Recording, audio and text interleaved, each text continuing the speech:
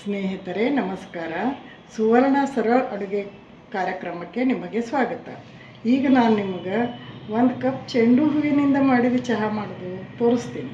ಅದನ್ನು ಹೆಂಗೆ ಮಾಡೋದಂದ್ರೆ, ಮೊದಲು 1 ಕಪ್ ನೀರು ನೀವು ಒಂದು ಬಾಣಲೆ ಒಳಗೆ ತಗೋಬೇಕು.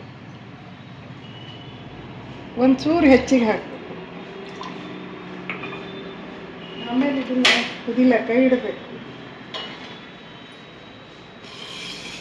ಇವನ್ನ ಚೆಂಡು ಹೂವು ತೊಳೆದು ಇಟ್ಕೊಂಡಿನಿ. ಇದ್ರ ಸಲುವಾಗಿ ಬೇಕು. ಲಿಂಬೆ ಹಣ್ಣು ಬೇಕಾಗ್ತದೆ ಮತ್ತು ಜೇನುತುಪ್ಪನೂ ಬೇಕಾಗ್ತದೆ. ಇದಕ್ಕೆ ಈ ಹೂ ಯಾವ ಕಲರ್ದಿದ್ರೂ ನಡೀತದೆ. ಇದನ್ನು ನೀವು ಎಲ್ಲ ಪಕಡಿ ಬಿಡಿಸಿ ಇದಕ್ಕೆ ಹಾಕೋಬೇಕಾಗ್ತದೆ.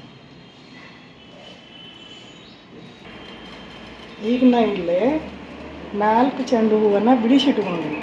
ಈ ರೀತಿ ನೀವು ಬಿಡಿಸಿಟ್ಕೋಬೇಕು. ಮತ್ತು 1 ಕಪ್ಪಿಗೆ 4 ಹೂ ಸಾಕಾಗ್ತದೆ. ಹೆಚ್ಚಿಗೆ ಹಾಕಿದ್ರೂ ಏನು ನಡೀತದೆ. ಇದಕ್ಕೆ ನೀರು ಕುದಿಲಿಕ್ಕೆ ಹತ್ತದ. ಈ ನೀರಿಗೆ ನಾನು ಈ ಪಕಡಿ ಬಿಡಿಸಿಕೊಂಡಂಥ ಚೆಂಡು ಹೂವನ್ನು ಹಾಕ್ತೀನಿ. ಅದು ಚೆನ್ನಾಗಿ ಕುದಿಬೇಕು.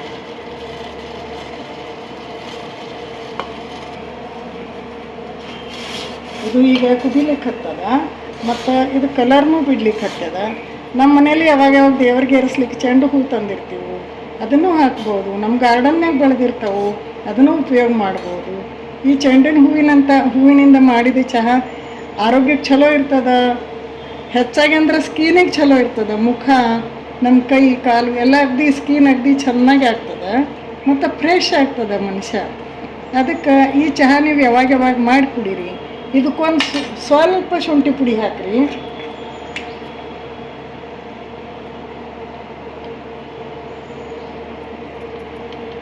ಇದಕ್ಕೊಂದು ಚೂರು ಶುಂಠಿ ಪುಡಿ ಹಾಕಿರಿ.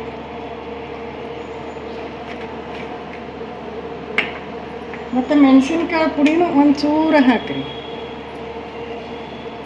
ಇನ್ನಷ್ಟು ಕುದಿಲಿಕ್ಕೆ ಬಿಡ್ರಿ. ಅದನ್ನು ಚೆನ್ನಾಗಿ ಒಂದು ಸ್ವಲ್ಪ ಕಲಕ್ರಿ. ಇದನ್ನು ಹೂವು ನಾವು ಎಸೆಯೋದಾಗ್ತದೆ. ಅದ್ರ ಬದಲು ಇದು ಉಪಯೋಗ ಮಾಡಿದ್ರೆ ನಮಗೆ ಆರೋಗ್ಯಕ್ಕೆ, ಮನಸ್ಸಿಗೆ ಚಲೋ ಆಗ್ತದೆ. ಈಗ ಚೆನ್ನಾಗಿ ಕುದ್ದದ. ಈಗ ನಾ ಇದನ್ನು ಸೋಸ್ಕೊತೀನಿ. ಈಗ ಈ ಚಹಾ ಕುದ್ದದ. ಇದನ್ನು ನೀವು ಗ್ಯಾಸ್ ಆಫ್ ಮಾಡಿ 1 ಕಪ್ನೊಳಗೆ ಸೋಸ್ಕೋರಿ.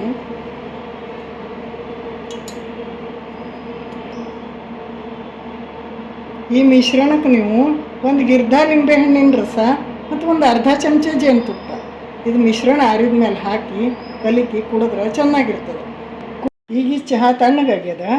ಇದಕ್ಕೆ ಲಿಂಬೆಹಣ್ಣು ಹಿಂಡಬೇಕು. ತಣ್ಣಗಾದಿಂದ ಒಂದು ಚೂರು ಲಿಂಬೆಹಣ್ಣಿನ ರಸ, ಯಾಕಂದ್ರೆ 1 ಚಮಚ ಅದ. ಆಮೇಲೆ ಅರ್ಧ ಚಮಚ ಜೇನುತುಪ್ಪ,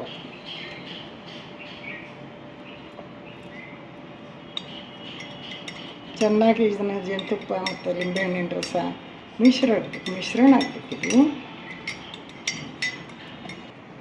ಈಗ ಚೆಂಡು ಹೂವಿನ ಚಹಾ ತಯಾರಾಗ್ಯದ. ಈಗ ನೀವು ಕುಡಿಬಹುದು. ಇದನ್ನು ನೀವು ಮಾಡಿ ಸವಿಯಿರಿ. ಮತ್ತು ನಿಮಗಿಷ್ಟವಾದ್ರೆ ಲೈಕ್ ಮಾಡಿ, ಕಮೆಂಟ್ ಮಾಡಿ ಮತ್ತು ಶೇರ್ ಮಾಡಿ. ಮತ್ತು ನನ್ನ ಚಾನಲ್ಗೆ ಸಬ್ಸ್ಕ್ರೈಬ್ ಮಾಡಿ. ಧನ್ಯವಾದ.